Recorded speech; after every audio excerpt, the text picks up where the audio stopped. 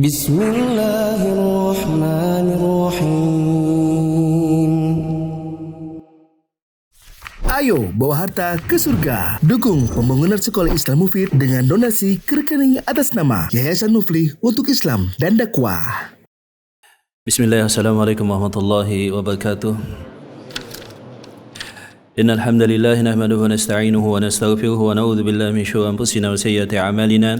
Man yahdihillahu fala mudilla lahu wa man yudlil fala hadiya lahu. Asyhadu an la ilaha illallah wahdahu la syarika lahu wa asyhadu anna Muhammadan 'abduhu wa rasuluhu salawatullahi wa salamuhu alaihi thumma ma ba'du. Ikhwani rahimani wa iyyakum jami'an walhamdulillah. Segala puji bagi Allah tabaraka wa ta'ala alladzi bi ni'matihi tatimmus shalihat. Dan kita saat ini berkesempatan untuk talibul ilm sambil menunggu salat. Sesudah salat fadzalikumul ribat, kata Rasulullah sallallahu alaihi wasallam. Dan kita masih pada pembahasan sebelumnya yang menjadi tema kajian Ustaz Muflih hafizahullah, yaitu mulia dengan manhaj as-salaf. Sebelum kita lanjutkan, maka ada beberapa muqaddimah tambahan yang mungkin sangat penting bagi kita sebagai seseorang yang yadda'i, mengklaim atau berusaha menyelaraskan tentang pemahaman dan amalan kita dengan manhaj as-salaf. Yang pertama adalah bahwa di dalam Islam hal yang paling penting adalah al-aqidah, at-tauhid. Al-aqidah atau at-tauhid. Maka di dalam aqidah dan at-tauhid, ulama ahlu sunnah wal jamaah tidak ada perbedaan sama sekali dalam hal yang menjadi usul. Para ulama telah menulis kitab-kitab di dalam masalah at-tauhid.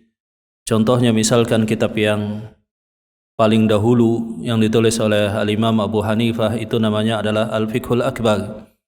Kemudian berturut-turut pada abad ke-3, ke-4 itu senantiasa ditulis pembahasan kitab yang membahas tentang akidah dan tauhid. Dan isinya adalah sama kurang lebih poin-poinnya.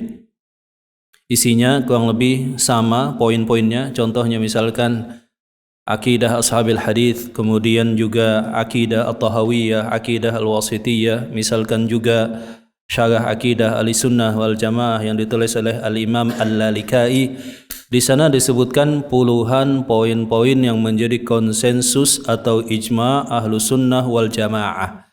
Maka penting bagi seseorang yang dia mengaku bahwa dia di atas manhaj salaf untuk merujuk kitab-kitab para ulama salaf, untuk merujuk pada kitab-kitab para ulama salaf, sehingga jelas bagi dia mana yang al-haq daripada yang batil, mana yang sunnah daripada bid'ah, mana yang tauhid daripada kesyirikan. Ini yang pertama. Kemudian yang kedua, muqaddimah yang juga penting, bahkan ini sangat penting, bahwa Rasulullah SAW telah menyebutkan tentang akan banyaknya golongan-golongan sepeninggal beliau. Misalkan kalau kita ulang kilas balik, hadis-hadisnya adalah hadis contohnya yang diriwayatkan oleh Abdullah bin Mas'ud misalkan, di mana beliau menulis atau menggaris satu garis lurus di tanah dengan ranting kayu. Kemudian beliau menyatakan, khatta Rasulullah SAW khattan mustaqiman wa qala hadha sabilullah faman salakahu naja. Ini adalah jalan Allah, barang siapa yang menitinya akan selamat. Wa khatta khututan an shimalihi wa yaminih. Kemudian beliau menulis garis yang banyak di sisi kiri dan kanannya. Kemudian beliau menyatakan, wa hadhihi subulus syayatin. Ini adalah jalan-jalannya syaitan. Wa fi kulli sabilin syaitanun yad'u ilaihi. Dan pada setiap jalan yang di samping tadi ada syaitan yang mengajak kepada kesesatan. Yang mengajak kepada kesesatan. Dan Rasulullah SAW juga beliau bersabda dalam hadis yang diriwayatkan oleh Abdullah bin Abbas, dikeluarkan oleh Ashabus Sunan, iftaraqatil yahudu ala ihda wa sab'ina firqatan. Jadi Yahudi itu terpecah menjadi 71 golongan. Waftaraqatin nasara ala thintai wa sab'ina firqatan. Umat Nasrani terpecah menjadi berapa? 72 golongan. wa sataftariqu ummati ala 73 firqatan kulluha finnari illa wahidah. Dan umatku akan terpecah menjadi 73 golongan kecuali satu. Qila wa man hum ya Rasulullah? Maka ada yang bertanya, siapa sih yang satu itu? Maka Rasulullah SAW menyatakan, ma kana alaihi mithlu ma ana alaihi wa ashabi. Yang satu yang selamat itu adalah orang yang mencocoki jalanku dan jalannya para sahabat. Hadis yang sama misalkan kita temukan dalam hadis Al-Arba'in An-Nawawiyah, diriwayatkan oleh sahabat Irbad bin Sariyah, dikeluarkan juga oleh Ashabus Sunan, di mana Rasulullah SAW pernah menasihati para sahabat setelah salat subuh, innahu may ya'ish min ba'dikum fasayakhtilafan katsira. Orang yang panjang usianya kelak setelah aku wafat, kata Nabi, dia akan menemukan perbedaan dan perselisihan yang sangat banyak. Fa'alaikum bisunnati, maka tetapilah atas kalian sunnahku dan sunnah khulafa'ur rasyidin al-mahdiyyin sesudahku. Tamassaku biha wa addu 'alaiha bin nawadid. Pegang erat dengan tangan kalian dan gigit dengan gigi taring atau gigi geraham kalian. Seperti itu. Maka kita mengenal kejelekan, kesesatan itu bukan supaya sesat atau jatuh dalam kesalahan, tapi supaya kita mengenal apa yang menjadi lawannya, yaitu kebenaran. Sebagaimana disebutkan dalam sebuah syair, Arabtu syarra laisa li syarri walakin li tawaqqihi faman lam ya'rifi syarra minal khairi waqa'a fi. Aku membahas dan mengetahui kejelekan bukan supaya aku melakukan kejelekan itu, akan tetapi adalah supaya aku berhati-hati dan berjaga-jaga jangan sampai jatuh pada kesesatan tersebut. Kemudian jamaah dirahmati Allah Subhanahu wa taala, bahwa hal juga yang penting untuk diketahui sebelum membahas tentang golongan-golongan yang menyimpang adalah setiap mereka yang mengakui Allah adalah Rabb, Al-Quran adalah kitab suci, Rasulullah SAW adalah Rasul yang diutus, percaya kepada rukun iman dan rukun Islam, maka mereka disebut dengan Muslim, disebut juga dengan mukmin. Maka Allah Ta'ala berfirman, huwa sammakumul muslimin. Allah Ta'ala menamakan kalian itu yang mengikuti Rasulullah SAW Muhammad bin Abdullah sebagai umat Islam. Sebagai apa? Umat Islam, kaum muslimin, kaum mukminin. Jadi tanpa melihat dia ada penyimpangankah, ada kesalahankah, bagaimana akidahnya, bagaimana pemikirannya, bagaimana amalannya, selama dia mengimani rukun iman dan percaya kepada rukun Islam, statusnya apa tadi? Muslimin, mukminin. Dalam bahasa yang lain disebutkan ahlul kiblah. Apa bahasanya? Ahlul kiblah. Naam. Yang dulu dibahas sempat sebagian, contohnya jamaah tabligh, dia muslim atau bukan? Muslim, ya kan? Mukmin atau bukan? Mukmin. Ahlul kiblah atau bukan? Ahlul kiblah. Ahlus sunnah atau bukan? Nah, ini beda lagi pembahasannya. Bisa dipahami ya kawan ya? Kesalahan dalam definisi yang seperti ini fatal. Nah, jadi pemeluk Islam itu disebut dengan kaum muslimin, disebut dengan kaum mukminin, disebut dengan ahlul qiblah. Maka kata Rasulullah SAW, saudara kita kaum muslimin adalah alladhi yastaqbilu qiblatana wa ya'kulu dhabihatana. Setiap orang yang salatnya menghadap ke kiblat adalah ahlul qiblah. Setiap orang yang makan makanan kita itu adalah kaum muslimin dan kaum mukminin. Nah, baru kemudian di tubuh kaum muslimin tadi macam-macam lagi. Di antara mereka ada yang disebut dengan ahlus sunnah dan ada ahlul bid'ah. Tapi secara umum apa? Semuanya adalah Muslim, semuanya adalah mukmin, semuanya adalah ahlul qiblah. Ahlul qiblah ini misalkan disebutkan oleh Al-Imam At-Tahawi dalam kitabnya Aqidah At-Tahawiyah, di mana di sana Al-Imam At-Tahawi menyatakan wala nukaffir ahadan min ahlil qiblah bi dzambin yastahillu. Kita tidak mengkafirkan seorang pun dari ahlul qiblah karena satu dosa yang dia lakukan selama dia tidak menghalalkan dosa tersebut. Kemudian Imam Tahawi juga menyatakan wa nusalmi ahla qiblatina muslimina mu'minina madamu bimajabih Nabi sallallahu alaihi wasallam mu'tarifin. Kita namakan semua orang yang beriman kepada rukun iman dan berpegang kepada rukun Islam, mereka adalah ahlul qiblah, muslimin dan mukminin. Seperti itu. Baru kemudian di antara mereka ada yang disebut dengan ahlus sunnah. Ada yang disebut dengan ahlul bid'ah. Banyakan ahlul bid'ah atau ahlus sunnah? Banyakan ahlul bid'ah sebagaimana hadis Abdullah bin Abbas yang tadi telah kita sebutkan. Nah, penting juga kita untuk mengetahui tentang awal mula muncul kesesatan, sejarahnya.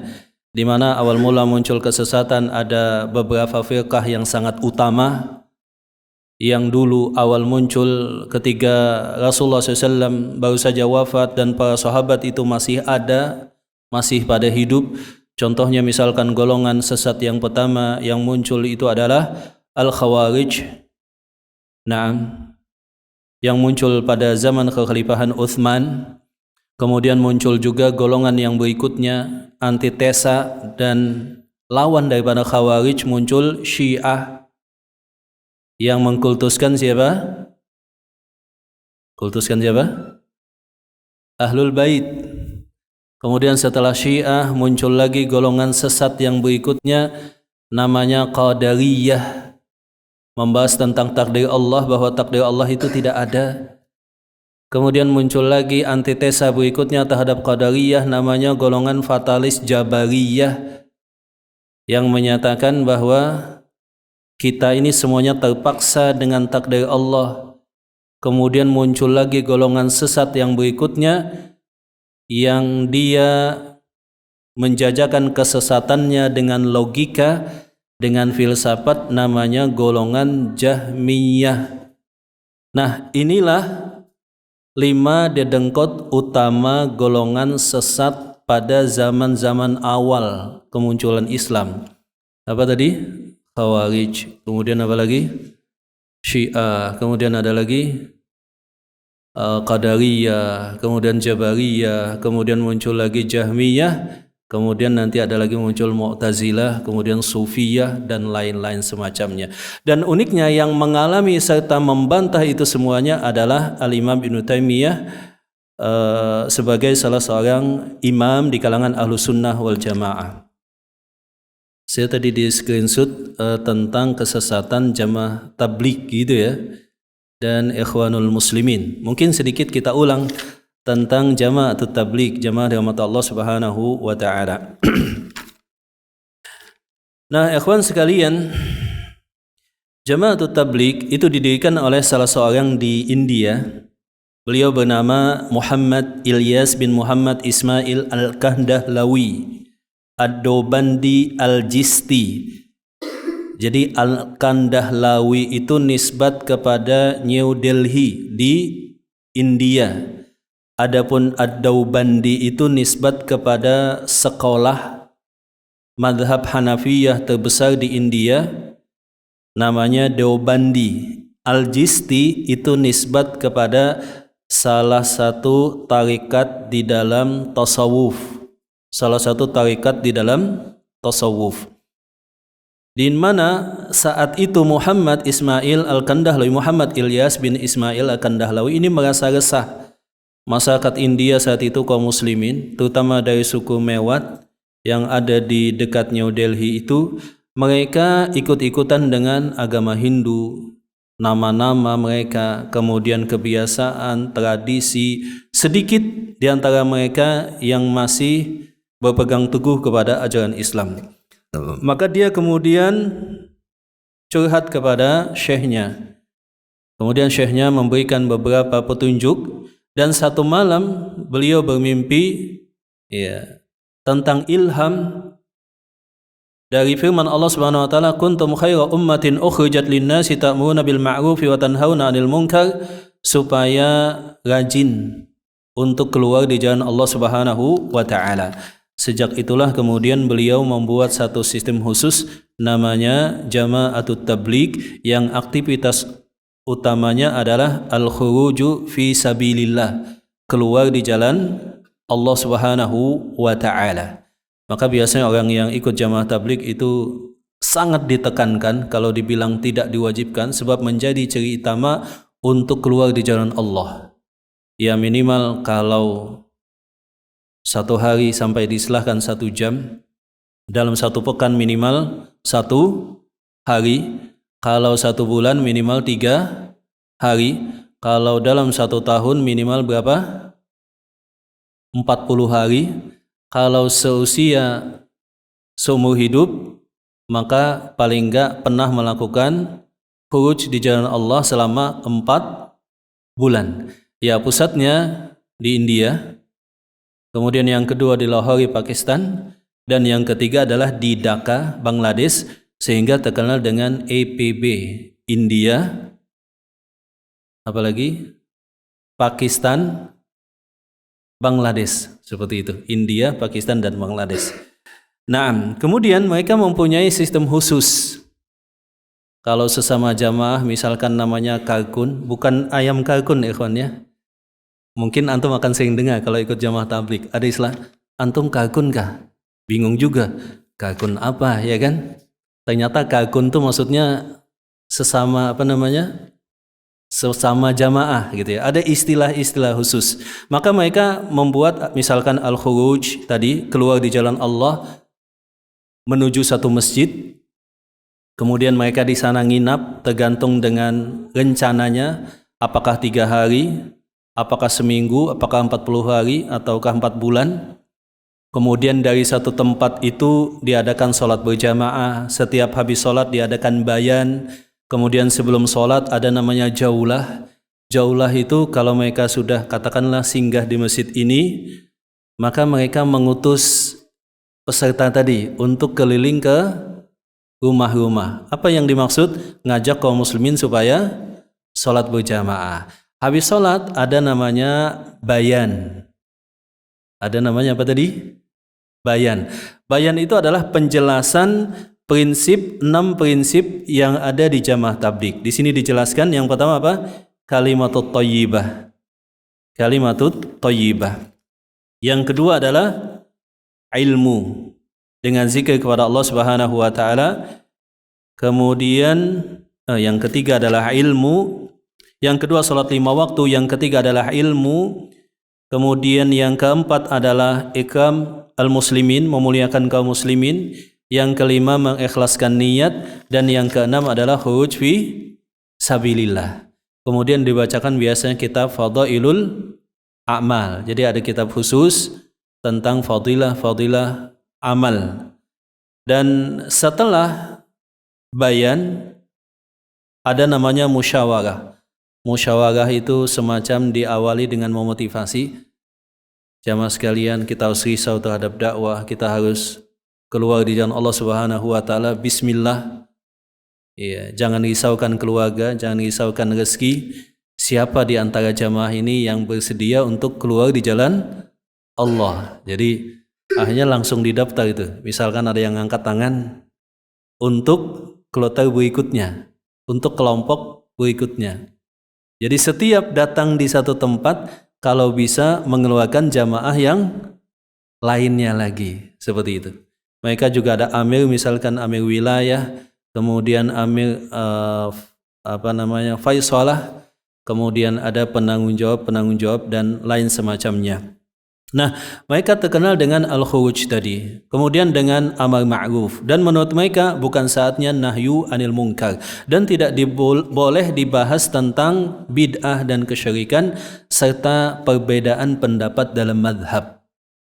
Perbedaan pendapat dalam madhab. Maka mereka kebanyakan ya berada dalam kejahilan, ya, sebab tidak mementingkan pada pada ilmu, wallahu taala alam bisawab. Dan para ulama mengingatkan tentang jama'atut tabligh tadi, kebanyakannya dibangun pondasi mereka di atas kejahilan dan juga ta'assub dan juga hal-hal yang sifatnya tasawuf. Nah, ini tentang jama'atut tabligh. Ada yang pernah mungkin? Atau jangan-jangan masih aktif gitu? Ada Pak? Pernah? Ada ya? Ada yang pernah? Keluar itu? Nggak masalah berbagi pengalaman. Pernah ya? Ada yang pernah? Kayaknya saya doang yang pernah kali ya. Waktu dulu remaja ya kan, waktu masih sekolah, masih kecil, belasan tahun diajak ke sana kemari. Pusatnya waktu itu sampai di Kebun Jeruk Jakarta sana. Iya, dulu saat waktu masih remaja. Naam. Taib. Ini pengulangan tentang jama'atut tabligh, dan para ulama telah menjelaskan fatwa mereka. Di antara kitab yang bagus yang ditulis oleh Syekh At-Tuwaijiri namanya adalah Al-Qaulul Badi' fi Bid'ati Jama'atut Tabligh. Perkataan yang mendalam, yang detil tentang kesesatan Jama'atut Tabligh. Seperti itu. Nah, kita lanjut pada pembahasan yang berikutnya tentang Ikhwanu al-Muslimin.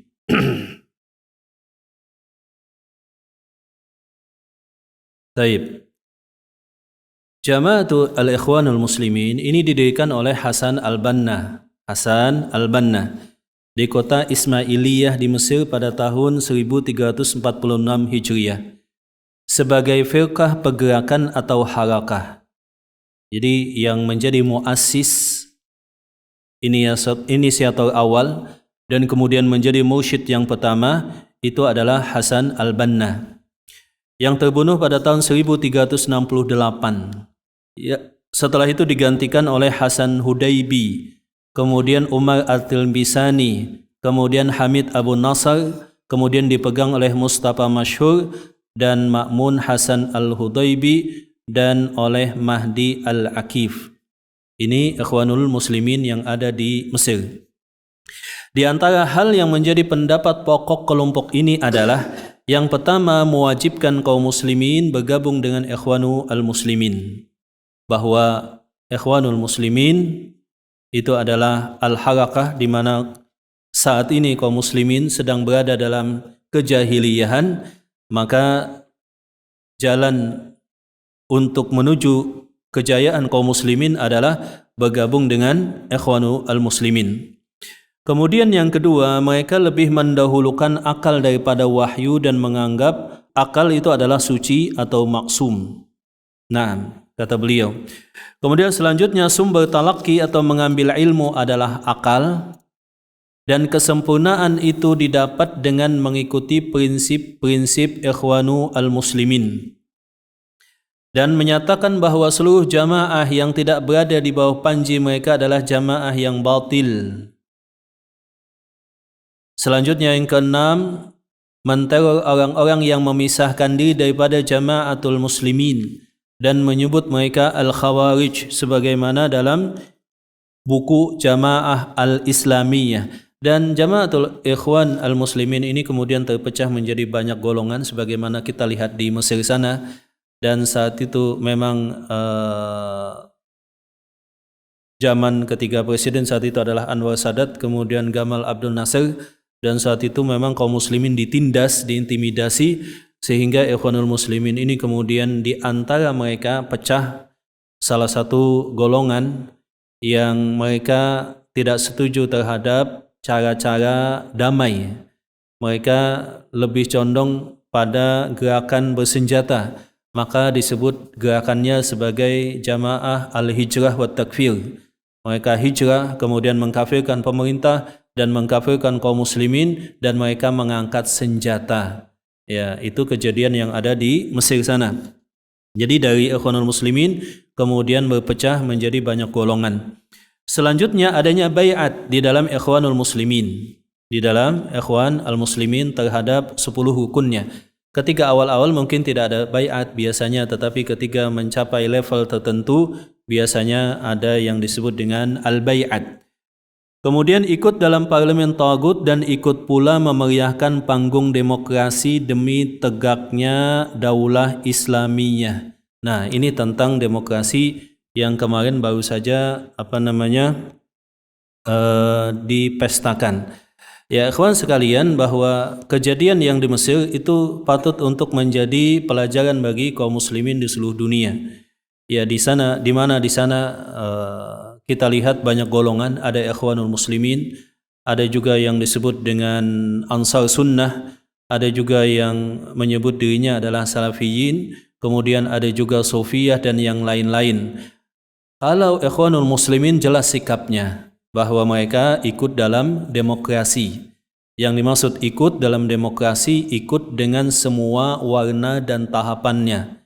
Ia mendirikan partai, mencalonkan diri di legislatif, kemudian ikut dalam penggalangan opini, kampanye, dan selanjutnya serta selanjutnya. Nah, adapun di kalangan Salafiyin, saat itu juga terpecah menjadi beberapa golongan. Ada yang menyatakan bahwa demokrasi ini adalah tagut. Demokrasi adalah kekufuran. Tidak boleh sama sekali ya ikut dalam demokrasi dengan semua warna, tahapan dan bagiannya. Baik hanya sekedar mencoblos, baik kemudian mencalonkan, ikut kampanye, membuat partai dan lain semisalnya. Ada juga yang kemudian terpengaruh dengan yang nanti kita sebutkan golongan sururiyah. Sururiyah ini adalah golongan kompromistis yang ingin menggabungkan akidahnya salaf tapi pola dakwahnya mengikuti ikhwanul muslimin. Seperti itu. Dengan alasan untuk supaya bisa mendapatkan al-maslahah. Nah, betul bahwa para ulama di zaman ini berbeda pendapat tentang hukum coblos. Hukum apa tadi? Mencoblos, tetapi hanya sebatas mencoblos. Ya. Sebagian para ulama membolehkan karena akhafud dhararain. Sebagian ulama yang lain tegas menyatakan tidak diperbolehkan. Nah, ini hanya sebatas mencoblos.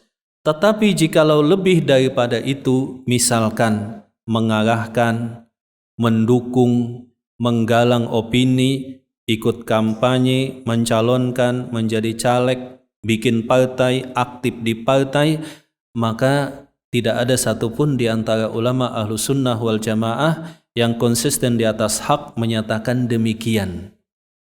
Nah, mencoblos pun dengan beberapa ketentuan. Yang pertama adalah jikalau ada kemudaratan pada satu calon, dan kemudaratan tadi harus jelas, pasti. Jadi kalau dalam bahasa Arab itu haqiqah, rajihah, masyhudah, betul-betul pasti, bukan dugaan yang berdasarkan atas isu-isu di media sosial.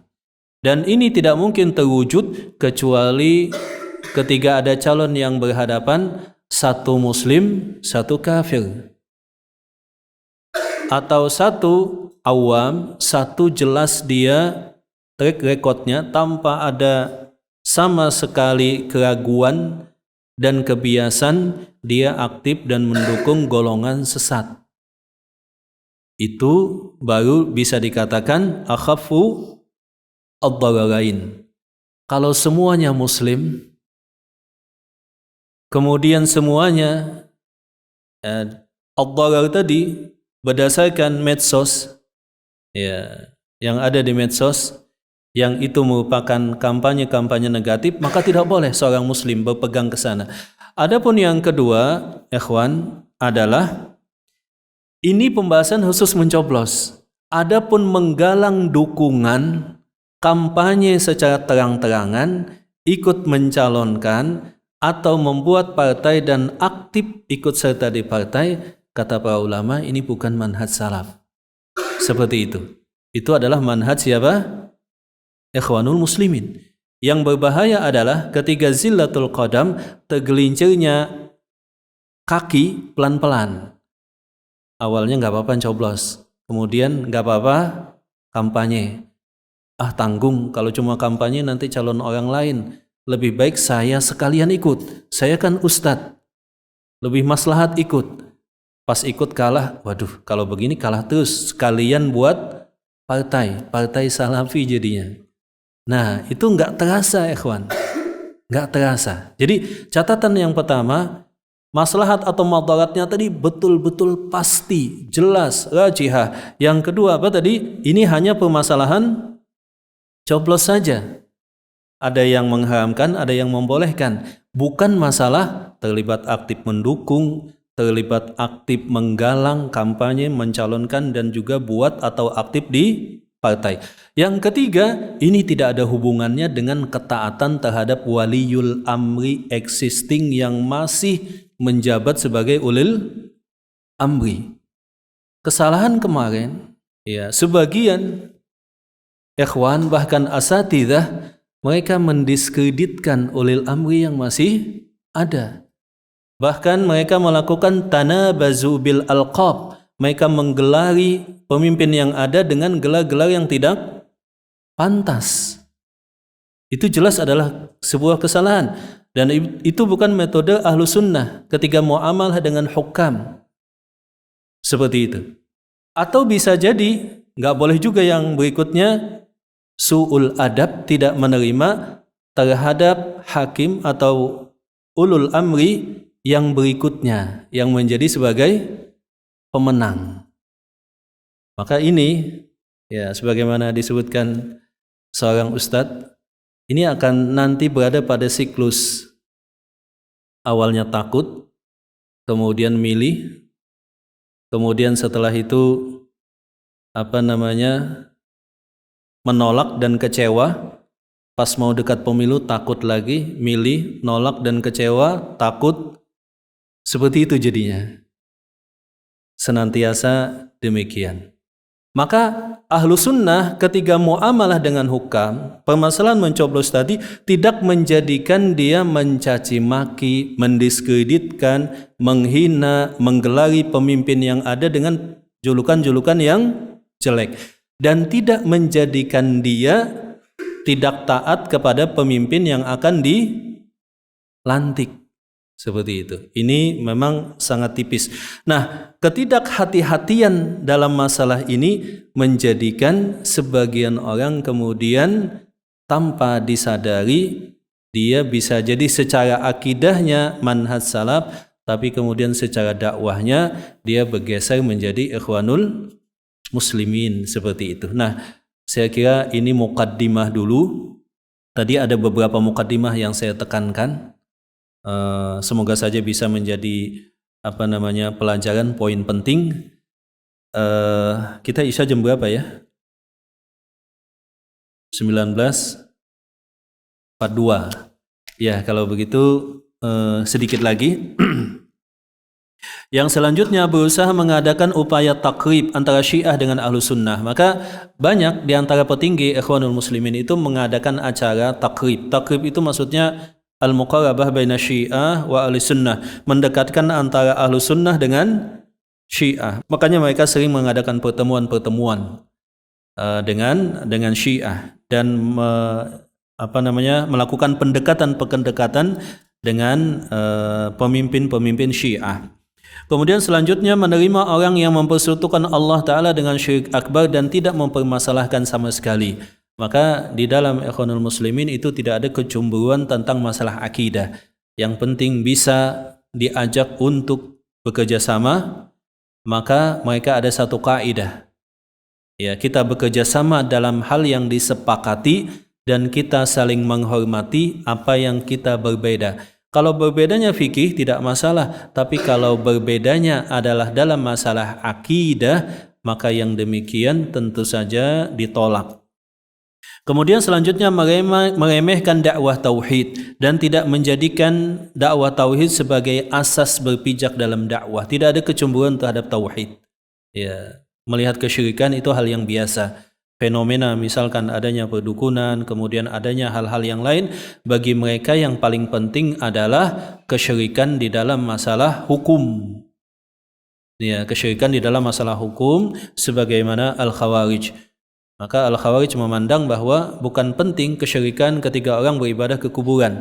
Yang lebih penting itu adalah kesyirikan di dalam masalah tahkim atau penetapan hukum. Nah, ikhwan, sebagai penutup, di dalam Islam sebetulnya tidak ada demokrasi. Di dalam Islam yang ada itu adalah musyawarah. Bentuknya seperti ini. Ya. Di masyarakat itu dipilih orang yang punya kontribusi dan jasa. Kaum cerdik pandai, para ulama, tokoh masyarakat yang oleh satu badan khusus dibentuk, ini diserap aspirasinya atau ditunjuk menjadi ahlul halli wal aqdi. Merekalah yang kemudian menunjuk pemimpin dan bermusyawarah terhadap hal-hal yang penting bagi kaum muslimin. Sebagian menyatakan bahwa dalam Islam tidak ada demokrasi, yang ada adalah teokrasi, teodemokrasi. Maksudnya begini, bahwa Islam tidak masuk pada teknis. Misalkan cara pembuatan undang-undang, itu bebas. Tetapi Islam hanya menekankan tidak boleh ada undang-undang yang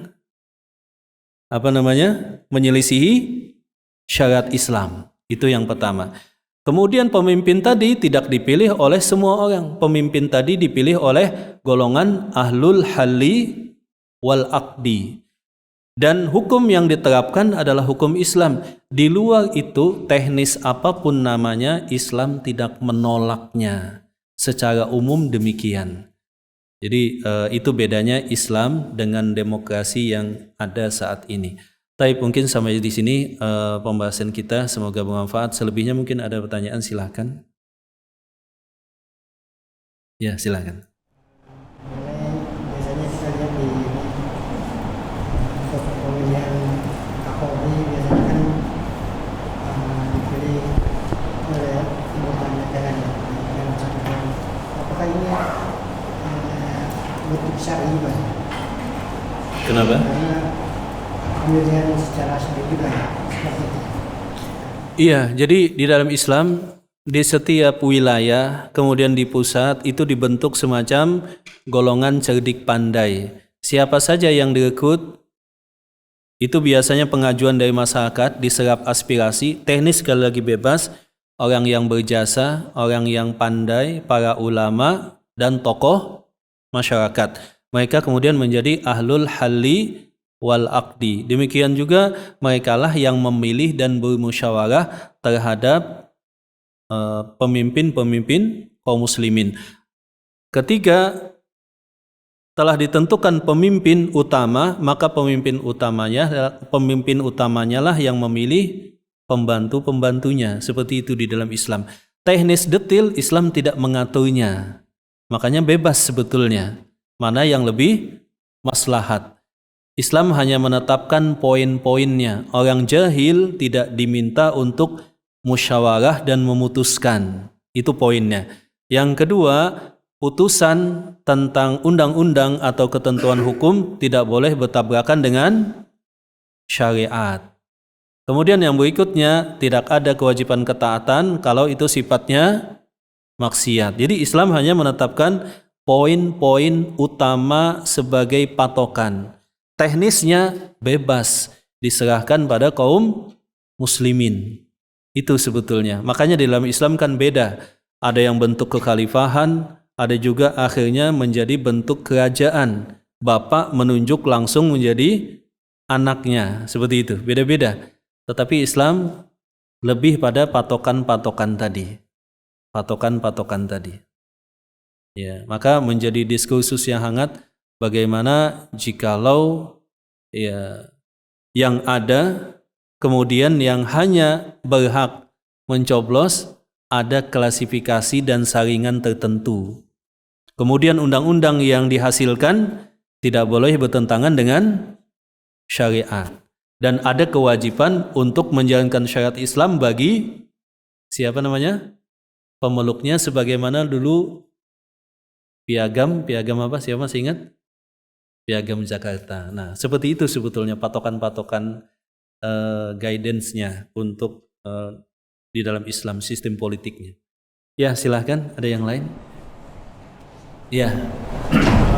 Kalau lihat sistem yang berjalan sekarang ini kan kayaknya kebijakannya kurang pro sama, maaf ini kalau salah boleh koreksi saja, sama Islam saja.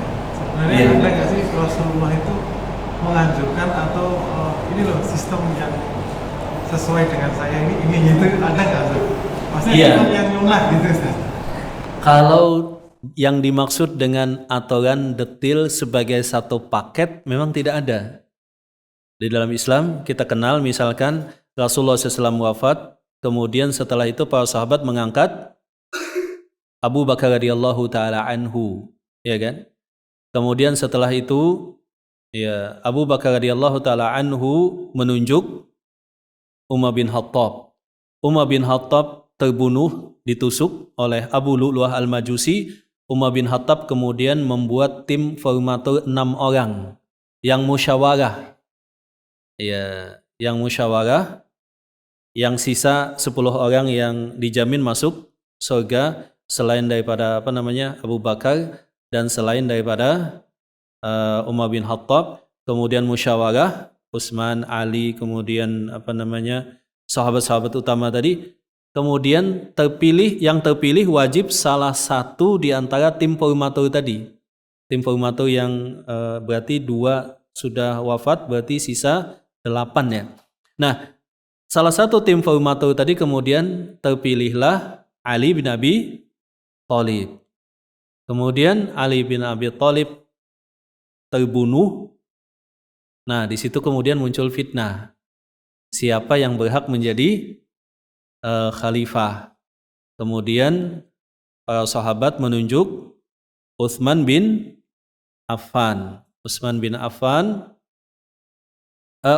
Affan maksudnya tadi jadi tim formatur Utsman bin Affan. Habis Utsman bin Affan terbunuh, para sahabat aklimasi Ali bin Abi Thalib. Tetapi setelah Ali bin Abi Thalib beda pendapat. Apakah Hasan, apakah Muawiyah, gitu maksudnya. Jadi sistemnya pun beda-beda. Berikutnya setelah Muawiyah ke bawah itu sistem dinasti, kerajaan. Setelah bapak meninggal, anak gitu ya. Terus demikian. Tapi tetap dengan patokan bahwa yang menjadi sumber hukum dari semua hukum dan perangkat hukum tertinggi adalah Al-Quran dan Sunnah. Kemudian kalaupun ada kesepakatan hukum yang dihasilkan, ketetapan hukum tidak boleh bertabrakan dengan Al-Quran dan Sunnah. Itu kalau diterapkan maka otomatis sudah tidak ada masalah sebetulnya. Seperti itu saja. Hanya di dalam Islam memang walhamdulillah banyak syariat Islam yang diterapkan dan itu juga dijamin oleh undang-undang ketuhanan yang Maha Esa dengan butir-butir sila yang pertama. Hanya saja dalam masalah zakat, apalagi pernikahan, apalagi warisan, apalagi haji, wakaf. Alhamdulillah sudah menerapkan syariat Islam. Tapi mentoknya di mana? Pidana.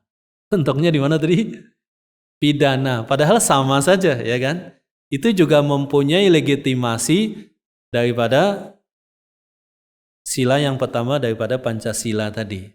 Seperti itu. Hanya saja entah kenapa tidak bisa masuk ke kemana tadi?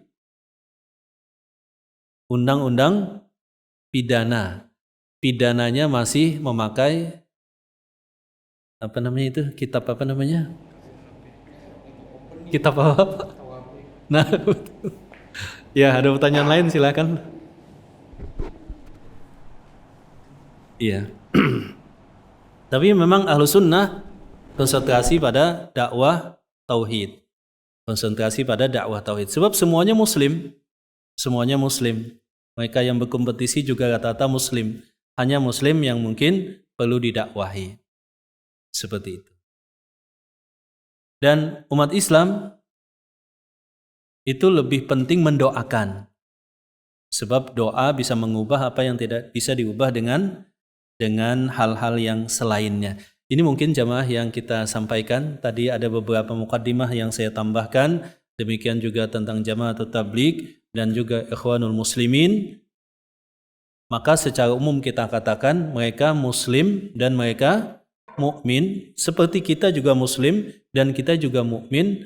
Hanya saja apakah manhajnya di atas sunnah, ahlu sunnah atau bukan, maka kita katakan bahwa siapa yang mencocoki itulah ahlu sunnah, siapa yang berbeda mereka bukan ahlu sunnah. Kita pun menyatakan manhaj yang harus diikuti adalah manhaj ahlu sunnah, manhaj as-salaf.